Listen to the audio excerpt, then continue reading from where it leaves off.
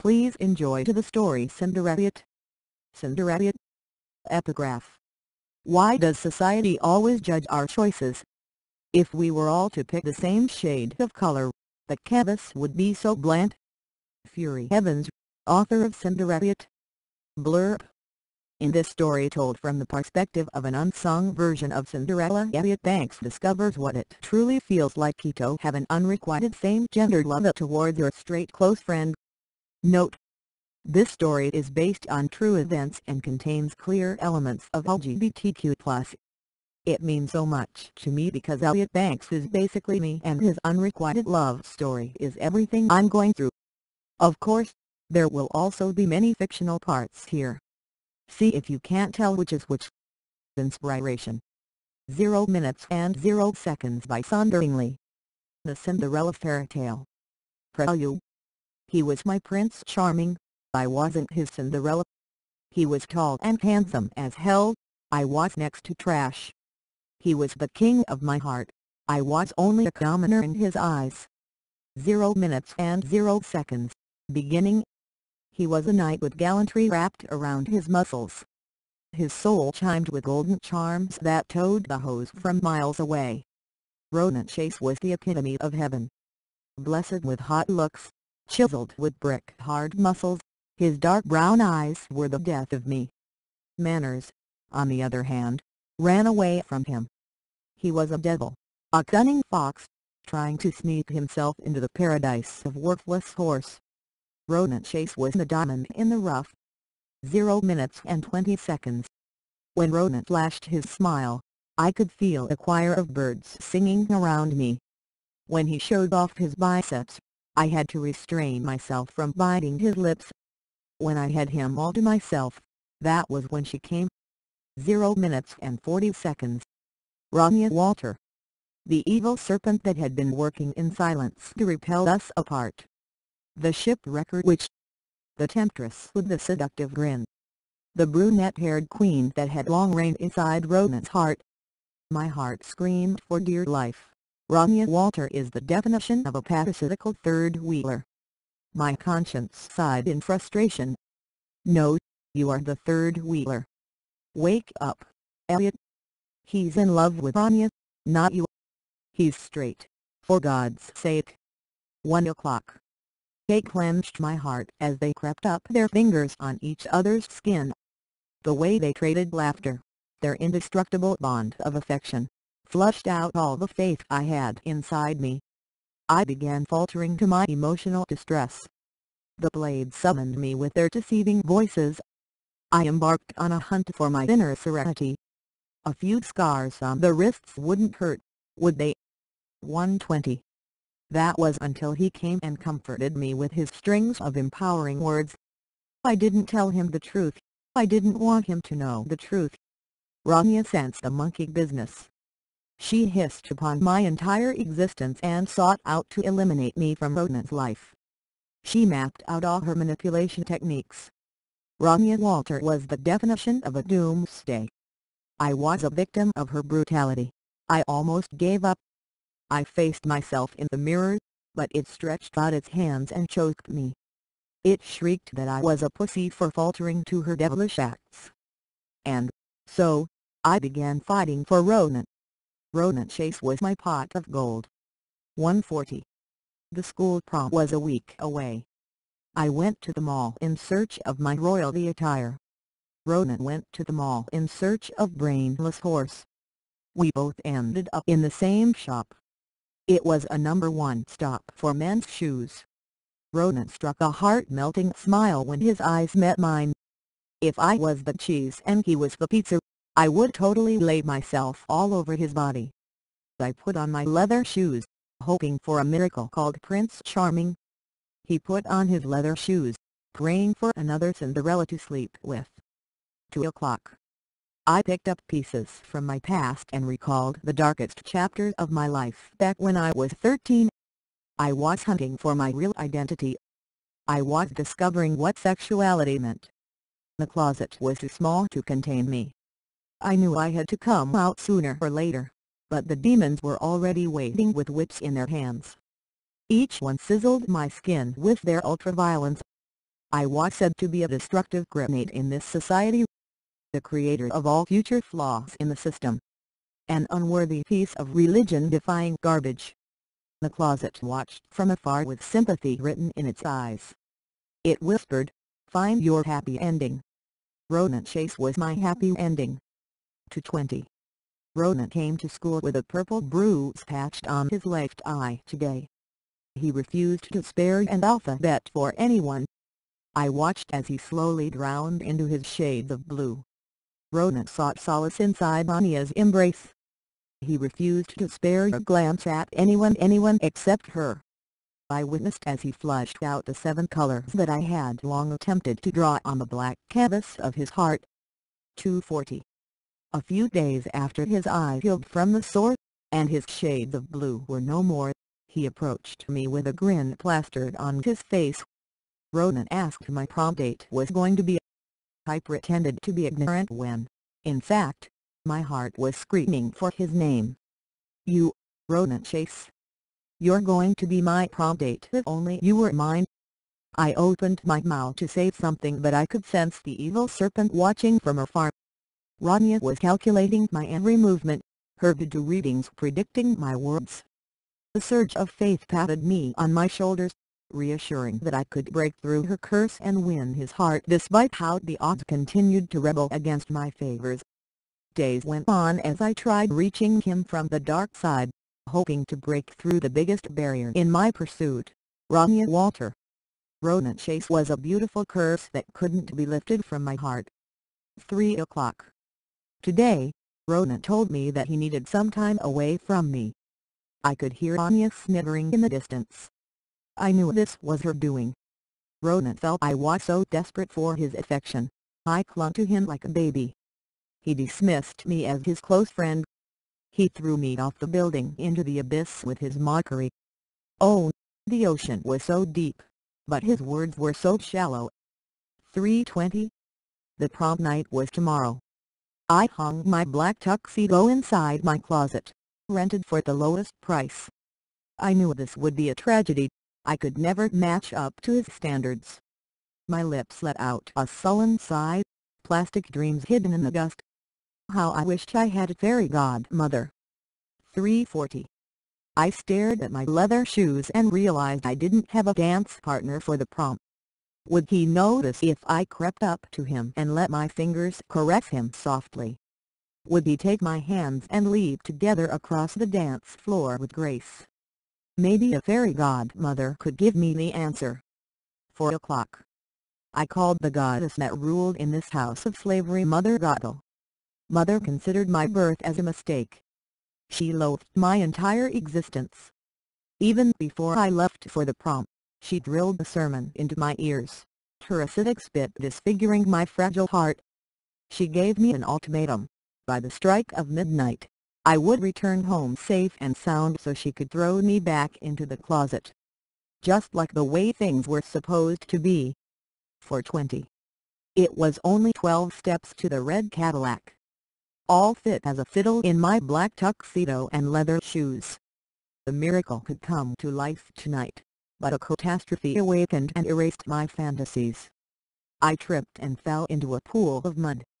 Whilst my hands rushed to wipe off the dirt from my clothes, Mother lashed me with demeaning slanders.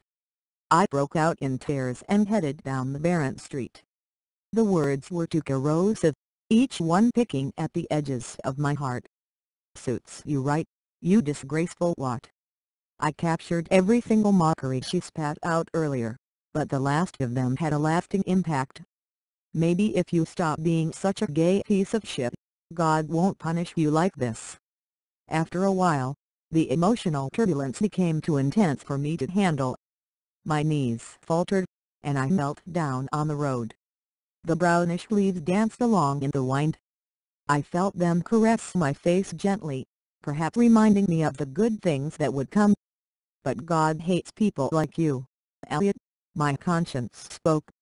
I walked on for a few minutes, my suit still dripping with fresh, sticky mud. How could I go to the prom with an outfit like this? They would probably sing a spontaneous gospel of degrading slurs. And worse, Ronan might not want to think of me as a friend anymore. Just then, I saw a man in red sitting at the side of the road. His black leather shoes were the only piece that stood out from his attire.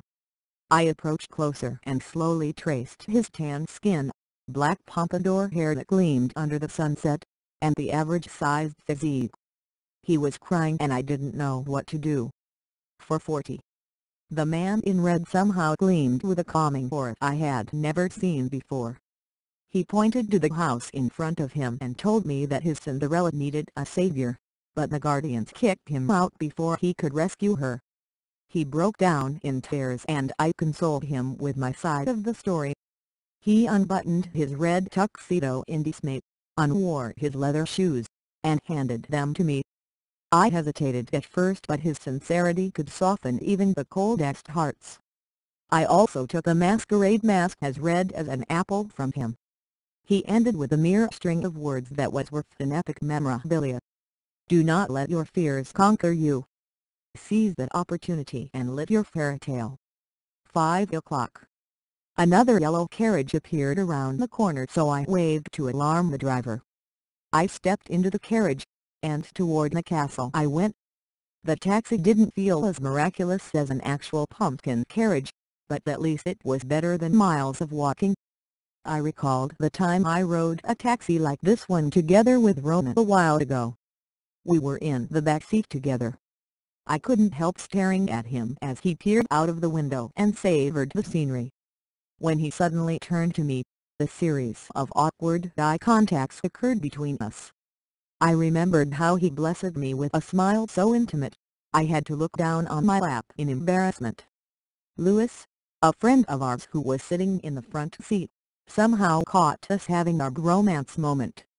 Are you both trying to make this look like fake taxi back there? Just stop or I'll ask you both to kiss each other. Quit it, Louis, he said firmly. You know I'm only into girls. Ronan's walls of affinity for the opposite were the obstacles that I had always wanted to break. 5:20. I put on the red masquerade mask and walked into the ballroom hall. It wasn't as spacious as a castle, but sufficed to make a commoner feel like a royalty. The night howled with playdates and future baby-making sessions up its sleeves. I wasn't going to be one of those people. Ronan Chase was my golden mission and I was going to be his James Bond. 5:40. Everyone looked at him in confusion, for he was a lonely king without his queen. Apparently, Rania fell sick that night and couldn't make it. Who would want the evil queen roaming around in this castle? Ronan, maybe, for he loved her too much. He didn't realize someone loved him more than he could calculate the infinite stars in the sky. And that someone was me. 6 o'clock. My steps were attentive as I approached the prince, my sight colliding with his. Behind the mask, his incertitude look became evident. He didn't know who I was. No surprise, Harry had always taken my presence for granted anyway. Ronan Chase was the forgetting and I was the forgotten. I folded his fingers inside mine. They were silky smooth and so labored with intimacy, I could swear some hormones got stimulated that night. I held my grasp, hoping he would do the same. He didn't pull away. No one did. It felt like the whole world had stopped to stare at both of us. Ronan Chase was my whole world, but I knew I wasn't his. 6:20. For the first time in forever, I felt all of my burdens becoming undone. Everything was so surreal tonight. Sharing the dance with the Prince Charming, getting my moment in the spotlight.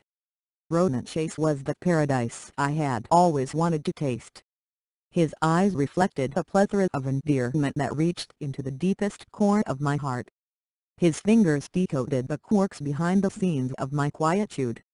Like a sailor with no course, we let the flow drive us naturally as we glided across the floor. Just when we were both enchanted inside our little romance, the clock struck 12 and everything took on an unexpected twist. 6:40. I instantly remembered Mother's warning. I pushed him away and barged through the crowd. I needed to get out from there. Behind me, Ronan was still standing in confusion. He was too dense to realize his Cinderella was running away. I knew I was never his Cinderella anyway. To my horror, he chased after me, his strides longer as each second passed. I didn't know why he wanted to pursue me. Was I his pursuit of happiness? Just as I stormed out from the hall like a reindeer hunted by a pack of wolves, I tripped again and fell onto the ground. 7 o'clock. "Wait," I heard Ronan said. "I'm sorry if I made you uncomfortable, but I need to know who you are, man." I didn't stop. I sprinted off to the moonlight, my feet tapping in protest. How foolish could one commoner be for running away from their prince? Still, I thought I could return home safe and sound. Until I realized that I left behind one of my leather shoes. 7:20. Could Ronan see me as his Cinderella after tonight? Or was I still another commoner in his eyes? Cinderella was the epitome of stupidity for running away from the prince. Just like I did, but I could hear the echoes of a forgotten thought. What win I, if I gained the thing I seek? Maybe I could own the earth, the sky, and everything in between if I had him. If only. 7:40. The fairy tale was finally rewritten, narrated from the perspective of an unsung version of Cinderella. Cinderelliot. I was Cinderelliot. 8 o'clock. A buzz ignited an uproar throughout Harbington High the next morning. I couldn't grasp the details of their conversations, but the words Cinderella, Ronan, and prom were suffice to draw the picture for me. "Hey, Elliot," greeted a tan-skinned guy with a body close to a toothpick and unruly brown curls. Kiran Padmanabhan, the mastermind behind our school newspaper. Being one of Ronan's closest friends, high school rumors whispered ill things about him. But I wasn't the one to fall for them. "Oh, hey." I wore a smile as I responded. Somehow, the butterflies from last night refused to die in my stomach, living their last moments at this very second. "What's up with all the gossip today?" He handed me a copy of Harbington Herald, our school newspaper. It was freshly printed, refreshed with new headlines for the week.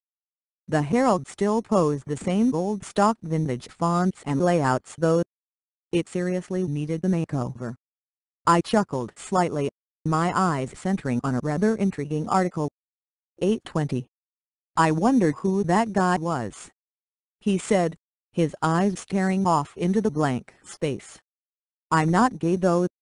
It's just these rumors and everyone asking me to pursue him, you know." I watched him in admiration. "Maybe he's just someone that has been admiring you for a long time. Someone that loves you." He turned his head to me. "Really? Who knows?" I smiled, hoping he would get the hint.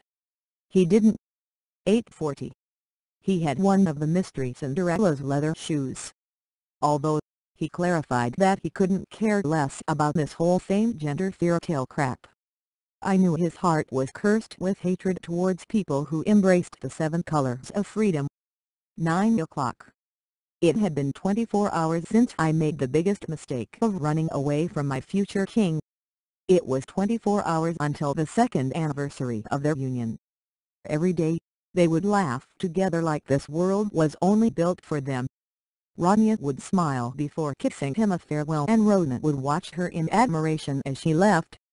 And as he watched her, I would be standing right next to him, gazing silently, wondering if he would do the same for me. Rania Walter was Ronan's entire universe. I was only a speck of dust in the wind. 9:20. It was their 2nd anniversary today. When Ronan announced that Rania would forever be his Cinderella no matter what, I could feel the words teasing the cracks on my heart. Rania Walter was Ursula in disguise, yet still he loved her like she was his true love. 9:40. Today, Ronan flew to the other side of the country for a little vacation. He never told me. 10 o'clock. Without him, I was a deserted ship set to sail for Bermuda Triangle. Without him, the Mystery Cinderella was just another forgotten fairy tale. I cried myself to sleep every night, wishing he would descend from the stars and lie down next to me. Ronan Chase was my little star. 10:20. He came back to school today. He didn't even spare me a glance. 10:40. He finally talked to me.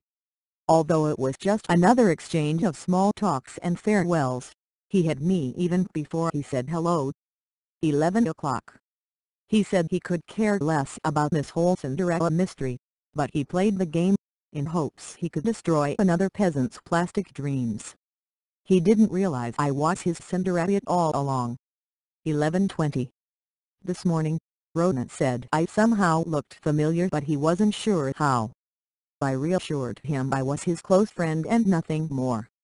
I wanted to be more than that to him. 11:40. As the clock struck 9:33, I made my way through the hallway.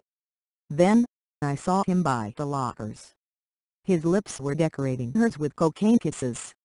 12 o'clock. I sat alone in the canteen again. He was with his leather jacket squad. She sat in front of him. She was his center of attention. It felt like everything in his world was merely centered on the porcelain-skinned girl.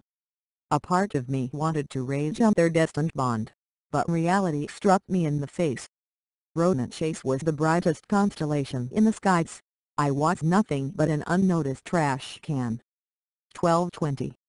One day, he came up to me and said, "I just noticed you have the exact same eyes with that guy." As hurt as I was with his prolonged ignorance, the moment had finally arrived. It was the revelation of my sins. The death of me. I didn't say a word, so he asked, "Elliot Banks, are you the mystery Cinderella?" "There's only one way to find out, Ronan." 12:40. "You mean, do the glass slippers thing?" Ronan asked, carving a frown on his face. "That's so gay." His remark scarred my heart, but I continued anyway. "Well, that's the only way you can find out. I'm not doing that here. Everyone will think that I'm a gay fag like you." At that moment, I lost all my respect for him.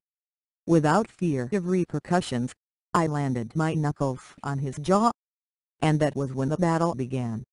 1300 hours. He shoved me onto the ground, spewing words full of hatred and disdain. He took the leather shoe from his locker and, well, he threw it to my face, transforming my hopes into smithereens. At that moment, I understood how I was nothing but a gum under his shoes. Ronan Chase was a demon inside my garden of hopeless romantics and cheap thrills. 13:20. This was a modern fairy tale for certain. There were no happy endings, no wind in our sails. Still, somewhere within this cursed heart, a spark of hope breathed. 13:40. I became the boy who cried shame since then. Like a foul stench of smell, I repelled everyone from me. The history repeated itself again. I was a figure of ridicule and isolation, forever banished from all social circles. But the second he joined in the fun of degrading my entire existence, I could feel my soul crumbling into dust. 1400 hours. "You are a disease," Ronan had said when I confronted him in the hallway. "God, you almost cursed me with your black magic." I never knew why I was tempted to know the Cinderella behind that mask when, in fact, it's a fag with mental disease. "You think I wanted to make you gay?" "Yes."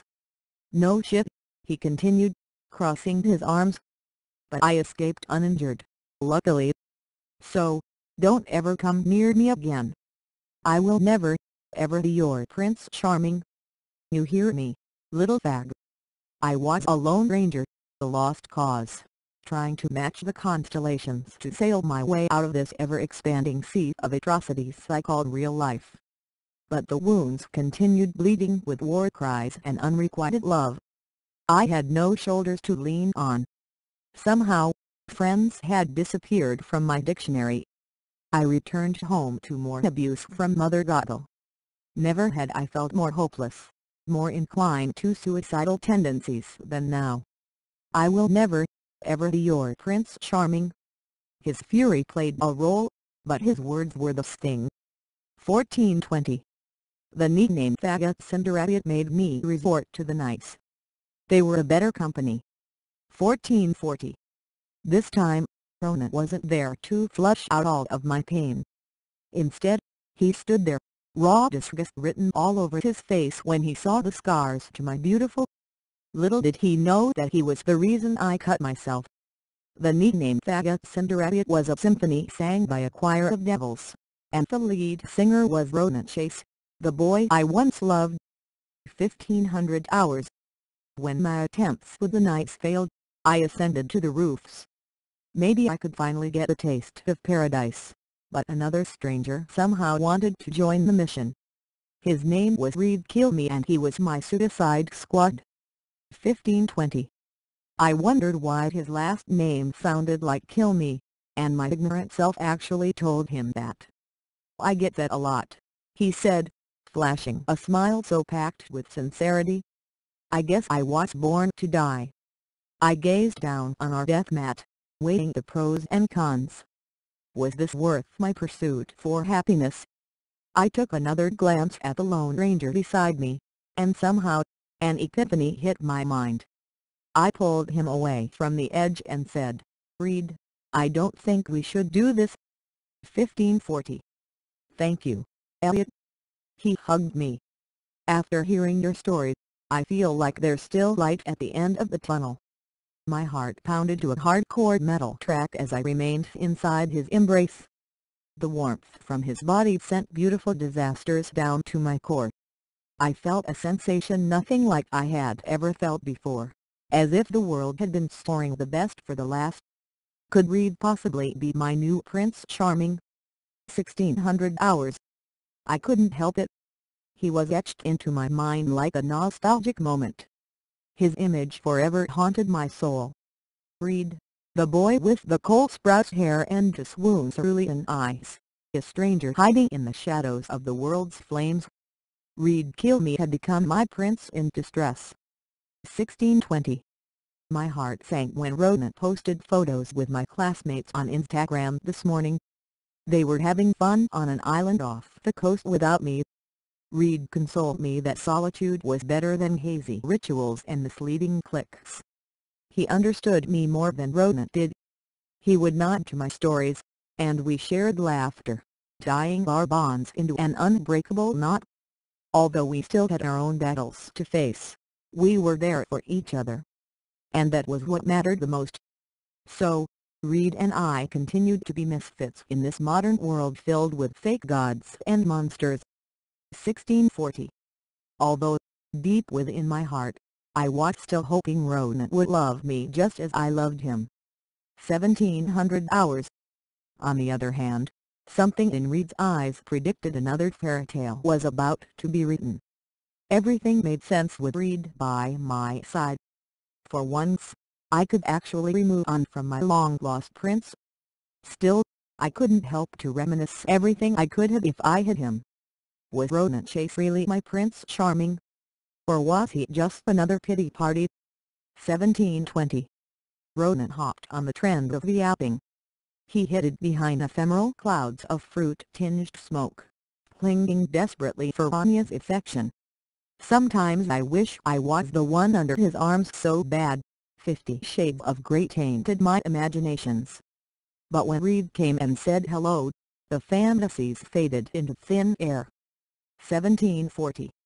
Reed and I watched a rom-com movie at the cinema today. It all went fine.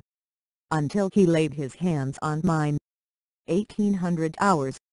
I whispered harshly over the loud audio from the movie, seeking for answers. "Elliot, I need to tell you something." Anxiety shone bright like a diamond in his voice. Then, he paused, for a very long time. What was it that he wanted to tell me? 1820. What he did next took our friendship to a whole new level. He cut my chin with one hand and drew me closer, uniting our lips together. 1840. He laid out his proposal on my lips but I pulled away. I told him I couldn't do it and he just stared at me with such woe. I felt the defenses around my heart tearing themselves down. Foolish decision to turn down an offer from my savior, really. But no matter how hard he tried, I still couldn't deny the fact that Ronan Chase was the king of my heart. 1900 hours. I could see the sudden heartbreak clearly written on his face. Guilt overpowered me for rejecting him. Should I just embrace the golden opportunity to write a new fairy tale with Reed? Or should I continue pursuing the king of my heart?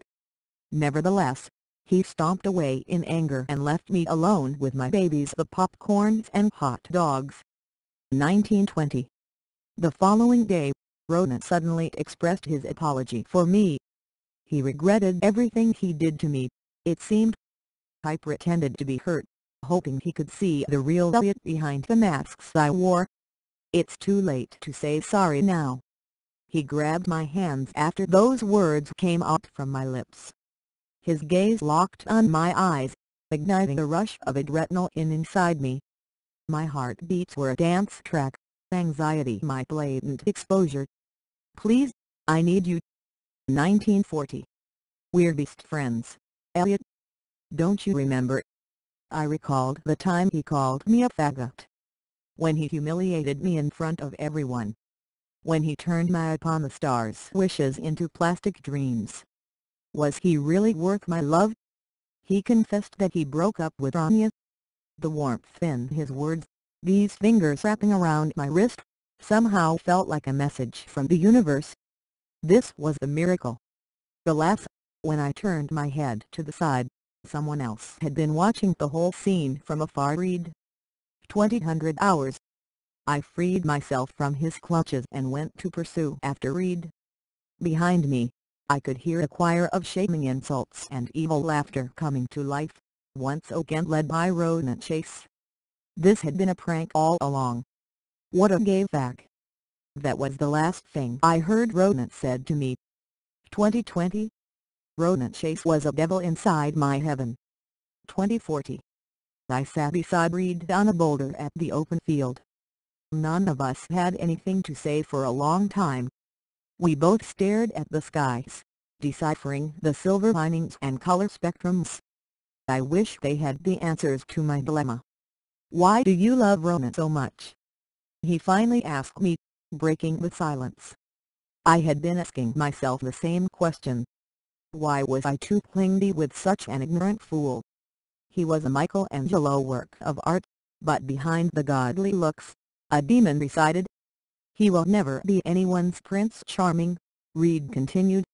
You deserve someone better than that homophobic piece of shit, and you know what? What?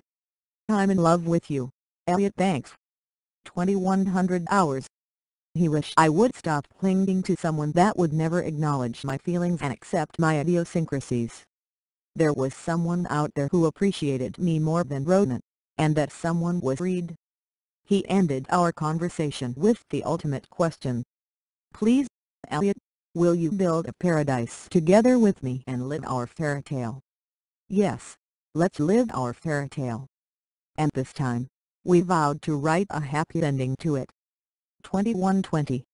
My heart belonged to Reed now.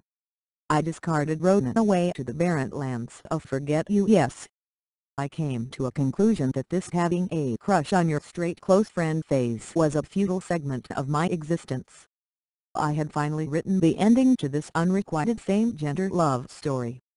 Cinderelliot didn't end up marrying his Prince Charming, but he found his true love. I found my ecstasy, and it came in the form of a man. Reed Kill Me was my happy little pill. 2140. Since that day, Reed and I became intertwined inside our little fairy tale. Sometimes, I would just walk out from the house despite Mother Goggle screaming into my face. I had emptied my cup of care. Reed was my only destination now. We had to hide inside our closets for a while, especially since Ronan and his My Little Ponies wouldn't stop throwing homophobic remarks and shaming slanders to our faces. And to think I actually envisioned him as my Prince Charming before. Oh, Ronan, he was my infatuation but never my true love. 2200 hours. The days went by and the seasons changed, but Reed and I formed an unbreakable bond despite a few setbacks along the way. We were a happy, kinky couple in this dark paradise. Together, We paddled through the ocean of fate's design, protecting each other from the winter storms. I had lost my Prince Charming, but I finally found the rightful heir to the throne next to mine. And, most of all, I found myself. 20. I was no longer the desperate Cinderella looking for a Prince Charming to sleep with. I was a fighter who would never stop embracing the 7 colors of freedom, even if the demons were waiting outside my closet. I was Elliot Banks. 40. We had our first prom night together as a couple, and it ignited another huge buzz throughout the school. This time, we were labeled as the golden couple. Everyone adored us, everyone except Ronan Chase. He was so loyal with his homophobic slurs, so devoid of color, he couldn't perceive the beauty behind our madness. I wished him well, nonetheless. Rania Walter. She remained as the reincarnation of Medusa. 2300 hours. Sometimes when I saw Ronan at school, the flashes would return. The nightmares would fiddle with my thoughts until I broke out in sweat. I found myself keeping my gaze on the floor every time we passed through each other. Some nights, I would sleep with the ghost from an unrequited love by my side. Resentment and agony thought their claws deep into my heart every time the memories resurfaced. No matter how far the prey ran from his predator, the shadows would always lead him back to me. And despite all my attempts to forget him, I couldn't. Maybe he would be an eternal figment of my 11 p.m. thoughts. Maybe those faint images of his tender embraces would forever be glued on the walls of my mind.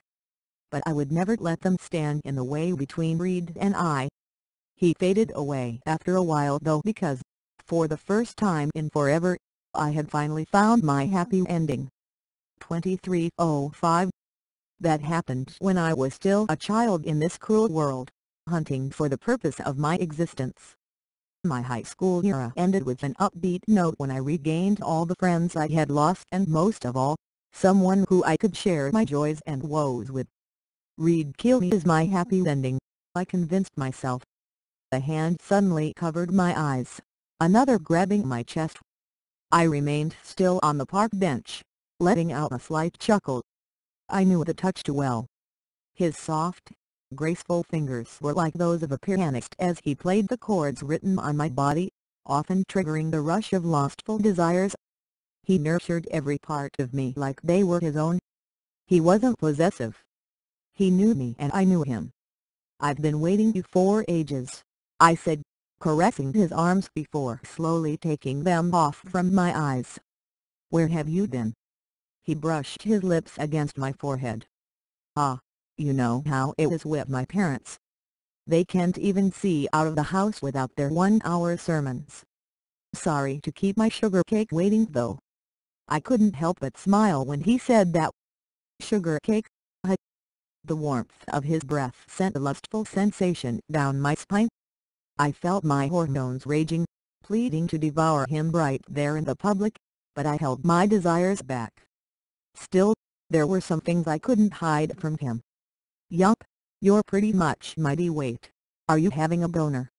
We both broke out in a fit of laughter. 2310. Zooming straight into kinky mode now, I see. He folded his arms over my chest. "Mind if I sit on your lap?" I nudged him playfully, my cheeks flushing in crimson.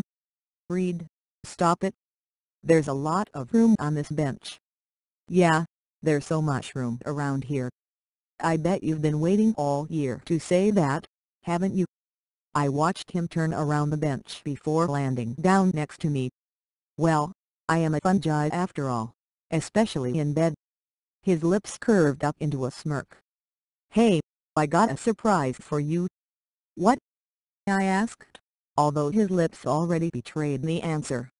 He held me closer to him and planted his lips on mine. Now, both of us were having boners. The kiss wasn't as magical as the prom night in high school, but at that moment, it felt like the whole world was ours. Like time had halted every movement around us. Somehow, I felt less and less finite as each second passed. 2315. I went to the same college with Reed not long after. While I took a major in journalism, he opted for international business. We were both stuck together like glue and paper, it seemed. Okay, scratch that. For the first few months, we were practically pulled away from each other. New social circles and blossoming differences saw the formation of an invisible barrier that separated two rainbow-hued hearts. It was there, and we knew its presence, but we let the space between us grow. We somehow tumbled into the jaws of dark ages when I ended up indulging in a one-night stand with my dormitory roommate. Alcoholic kisses had intoxicated my sanity that night. I didn't know how little talks with Harold Lee could have transformed into an overnight wrestling match on the bed. But they did, and I woke up the next morning struck by horror, sweat beads lingering on my forehead. "Screw Reed," he said, grasping my shoulders firmly. "You have me now, Elliot. No, Reed is my boyfriend. And I'm not going to let some anal flavor like you get in the way. But you did, didn't you? Just admit it, man. You didn't know that you were starving till you tasted me." 23:20. It didn't take long until the cat clawed its way out of the bag.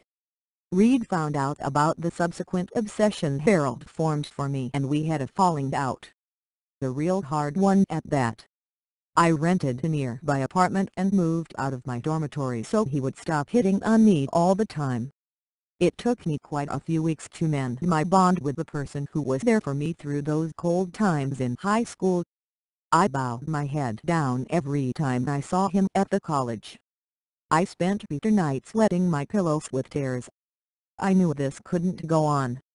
So, one night, I invited him out for dinner at the French CAF down the streets of Winterthur. "Please," I had said when I called him on the phone a few hours before, "just go out with me this once. If you don't want to see me ever again after this, Elliot, you know I love you, right?" The world of silence dawned upon me as soon as he responded. His tone was tinged with melancholy, as if he had just finished crying. He continued, "It's just. I'm sorry. No, no. I should be the one kneeling on my knees right now. No, I'm sorry for letting my ego get in the way of us. I should have listened to everything you said instead of shutting you out like I'm mad at freaking Elsa or something." I chuckled slightly. "Well, I can't be the Anna to your Elsa. Wait, that would be incest. HMM, how about the hands to your Christoph? I swear, you sound like a 10-year-old sometimes. Anyway, I'll go get ready for our dinner. I love you, Elliot." I grinned and ended the call with, "I love you most." 23:25. Since that dinner, we somehow became each other's band-aids. All the bullet holes from our negligence and spite towards each other were healed. We returned to sailing the Elliot ship. Credits to a few of our former friends in high school who paired us under that name. We plan to walk out of our closets soon. Together. However, deep down inside, I could already foresee fiery torches burning them down just so we would become normal like the other boys. What was initially an unpleasant hunch transformed into a reality. It was one morning when I waited for him at the city park. He came with melancholy sketched across his face, bad news hidden up his sleeves. This could be the end of us. "I'm so sorry. My parents. They secretly arranged a marriage for me with their friend's daughter." 23:30. "What do you mean arranged?" I asked, anger tensing of vocal cords. "They're forcing you to marry someone you will never ever have the slightest affection for." "I know, but you're not underage anymore, Reed." I cut his sentence because, no offense, this sounded like the work of Satan. "You have the right to call it off any time you want. They found out about us, Elliot." And just like that, I could feel all the emotions in me turning 50 shades darker. I could feel a storm of resentment and fury whipping my heart as a punishment for defying the Holy Scriptures. My lips pursed, unable to utter a single word. I knew it. At some point, something just like this would happen. But I didn't know the nights would end too soon. Perhaps noticing the internal earthquake shaking my core, he took a deep breath before saying, "And they're going to come after you if you won't leave me." 23:35. I could feel my whole world tearing itself apart, piece by piece, upon hearing those words. Arranged marriage. I guess we were too entangled inside our little fairy tale without noticing the deadly jaws of reality consuming us. Fright had written a premonition to this little fairy tale we bask in.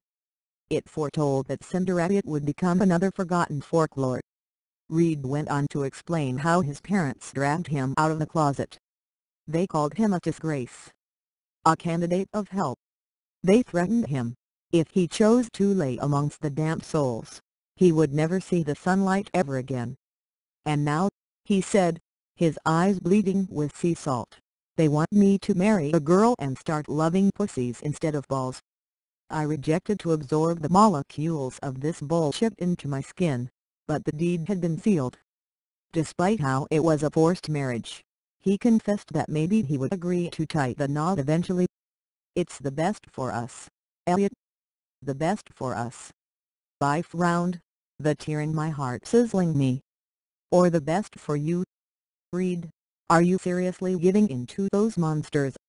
What about me? What about us?" He paused, perhaps commencing a mental debate with himself. After a while, he took a deep breath and said, "Okay, I will fight for both of us. With you. Together. And what happens if we lose?" He shrugged, a tear falling from his eyes. "I guess we both will light unhappily ever after." 23:40. We strived for the next few months to rescue our relationship from its ultimate demise, hunted for more colors to draw across our sterile skies. Alas, his parents took extreme measures to convert their son into a straight guy. Being wealthy tycoons, they could do almost anything they wanted, blackmail and death threats included. Their reasons? I was a devil with cunning doo-doos, just like other homosexuals. They didn't want me to influence their son into this morally ill path I ventured so happily alongside Dorothy. They were going to exterminate my loved ones if I wouldn't be willing to end my relationship with Reed. I couldn't help but laugh at that. I didn't have any loved ones or whatever species that was. Mother had long kicked me out of the house. She disowned me because of my sexuality. But I wasn't afraid, I felt liberated. Reed was always there for me throughout my thrills and perils. Now, he was gone with the wind. Taken by the demons, chained by a knot against his own will.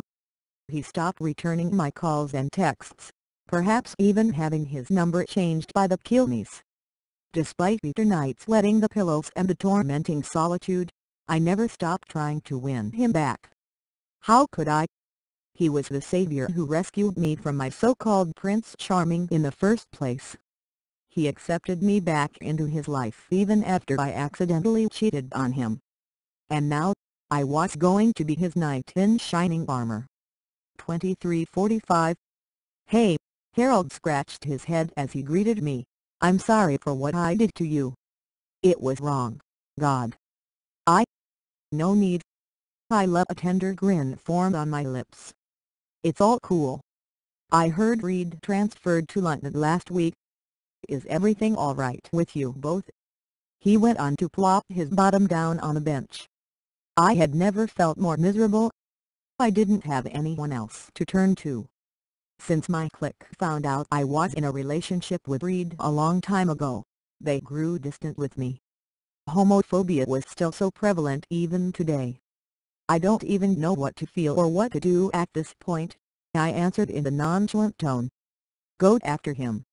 I narrowed my eyes at him. "What are you saying?" "Take a flight. Bring back his missing glass slipper. Isn't that what's written in the fairy tales?" I huffed out a snigger. "Life isn't a fairy tale, Harold. The odds of us having a happy ending right now are little to none." His lips sculpted a smile before saying, "Remember, have courage and be kind." I can't believe you actually quoted the Cinderella movie. Harold was right though. I needed to at least fly there and see him for myself, even if it meant tainting these fragile epidermal canvases with battle scars and war cries. I was determined to have another dance with Reed. Another kiss, another chance. All I wanted was one more night of eternity. 2350. I never ceased striving to reach him, no matter how feeble my attempts were. But he remained out of reach. Just like the paradise we both had promised to build for us, the mixtape of sultry French kisses, happily ever afters, and dreams of a liberal family with help from a surrogate mother. 2355. 10. The bells summoned me to the church all the way from Winterthur to London before the wildfire began to spread. 9. The summer heat was sizzling but it knew my fury would never die. 8. In my blue jeans and white t-shirt, I violated the reincarnation of this little fairy tale. 7. It wasn't too late, but what if it was? 6. I approached the cathedral, only to find closed doors behind two hell-looking guards in black suit. 5. I charged at them, hoping my frail body would slip through the gaps in their systems. 4. They somehow recognized me, put on more menacing grins and kicked me until I laid helpless on the pavement. 3. Blood ran down my fingers as I schemed them across my forehead. 2. Was this the universe returning with its receipts to curse karma upon me? 1. Maybe, but it was indeed too late. 0. The wedding march commenced from inside the church. 0 minutes and 0 seconds, ending.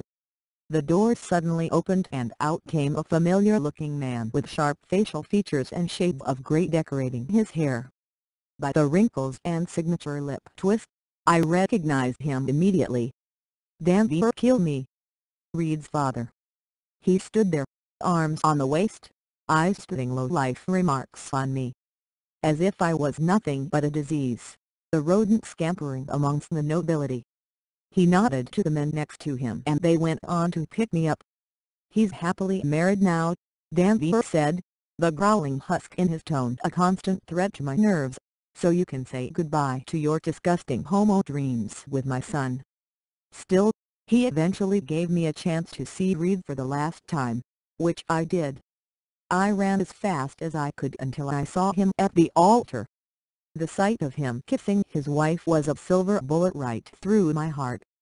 I remained speechless, unwilling to make a single move. Even when everyone turned their heads from the seats to look at me, followed by Reed and his wife, I was a living statue trying to process every event happening in the room. I stared into his eyes for a long time before he shook his head and mouthed, "I'm sorry." Without a word, I turned around and sprinted out of the venue.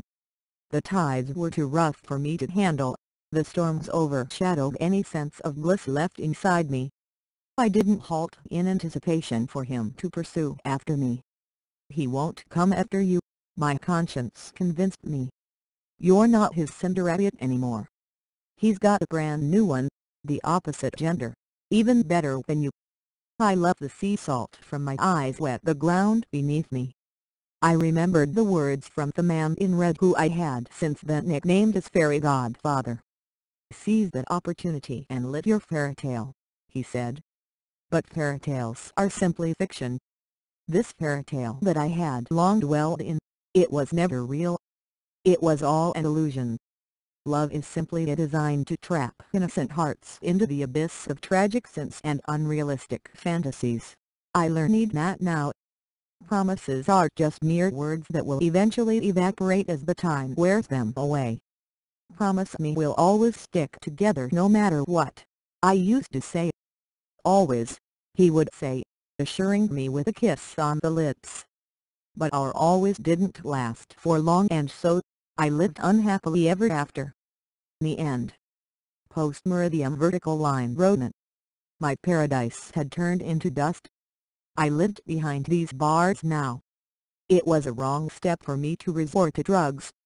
But who could handle extreme temptations and peer pressure? I knew no one could. I leaned my back against the wall, hopeless on the cement floor. The room was empty, just like my heart. My eyes stared into the blank space. Maybe the antidote, the answers I needed to change this chaotic life of mine, were in the air. On the ceiling, the two planets, fine and squishy, on the lower back of this prison officer passing by. Wait, what?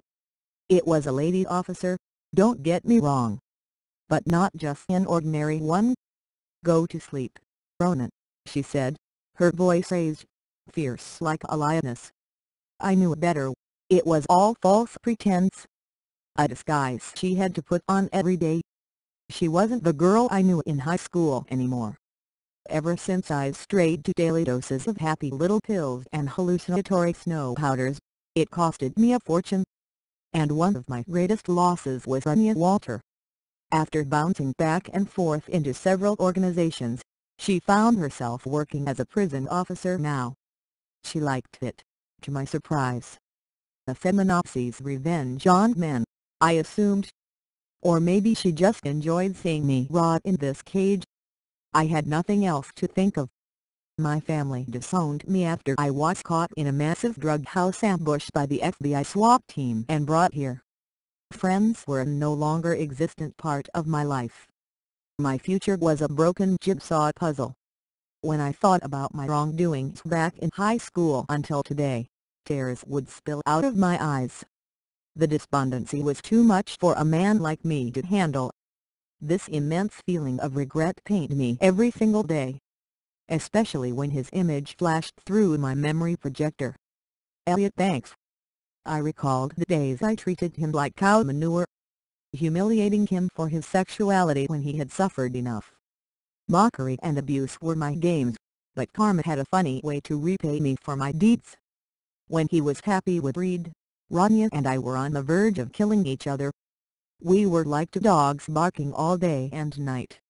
There was always an issue, but we had nice, rough sex every week, so no big deal. Truthfully, I cringed when Elliot confessed that he had a crush on me. That one was a big deal of embarrassment. My friends mocked me because of it, and I just could never fathom the future with him. Rubbing balls together in bed didn't sound like the most sexually satisfying pair. Besides, what would my parents and friends think if I was gay? I had a reputation to uphold, a bad boy image to preserve. I didn't want some gay-ass fairy tale to taint all that. Still, I regretted everything I ever did to him. I should be more open-minded and respect his sexuality. But how could I do that when echoes from a traumatic experience in the past kept convincing me that all gay people were disgusting creatures? I had never expected he was the one behind the masquerade mask, or figure out the reason of his obsession towards me. Although he deserved someone who can write a happy ending to his story, someone better than me, that was for sure. Maybe I was his Prince Charming, but he would never be my Cinderella. And every time I convinced myself he wasn't worth the throne next to mine, deep down, a subtle yet stern voice would cry out the same sentence. He may not be a Cinderella, but he will always be your Cinderelliot. FAQs. To leave a review for Cinderelliot on Goodreads! The link to my Goodreads account is on my profile bio. Is this really based on true events? Yes, but most of the events were fictional. Why didn't you develop more of Reed's character?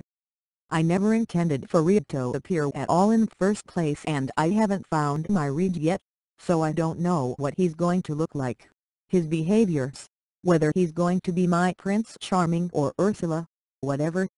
But, Ronan, I have known him for so long. I can't literally write a full novel just to describe him. So, Ronan is based on a real guy? Yes, my straight crush. It's changed for aesthetic and privacy purposes. But is he a bad guy? Has he read this book? Read the 1 million special chapter for more info on that. Are you both still close friends?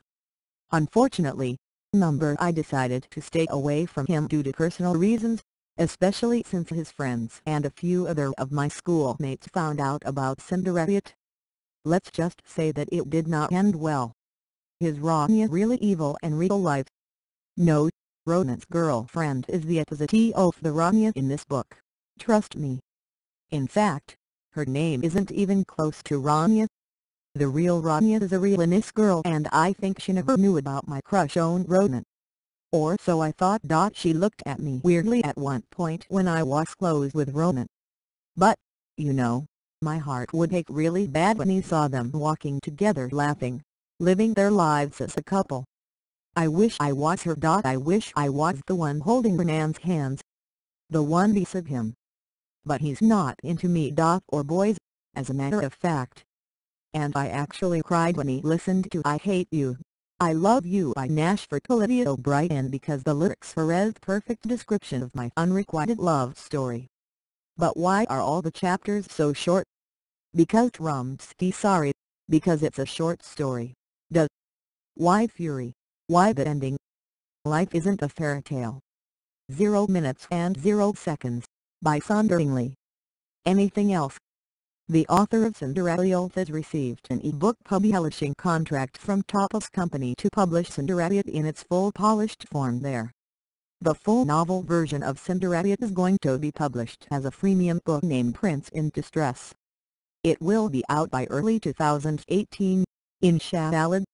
I hope you guys will support me when the time comes. Or, should I say when time comes. Sequel and spin-off announcements. 1. Sequel. Bachelorette. The modern retelling of Romeo and Juliet plus Cinderella. Final book in the fairy tales duology. Summery. The tale of a forsaken damsel whose Prince Charming has gone off to find another Cinderella to sleep with. Summery. Ronan Chase is the king of Harbington High social hierarchy who reigns through the days perfect and unscathed. The nights, though, tell a whole different story. On one of those nights, his life is about to be rewritten into a twisted fairy tale. This will be a novella centered around the life of Ronan Chase. It's recommended for you to finish reading the duology beforehand, so you can fully understand the events in the spin-off. There are two sides to every story, and the antagonist side is usually left unrecognized. So, here I am, bringing dear Prince Charming to the limelight. There will also be spin-offs for two other characters from the duology in 2018.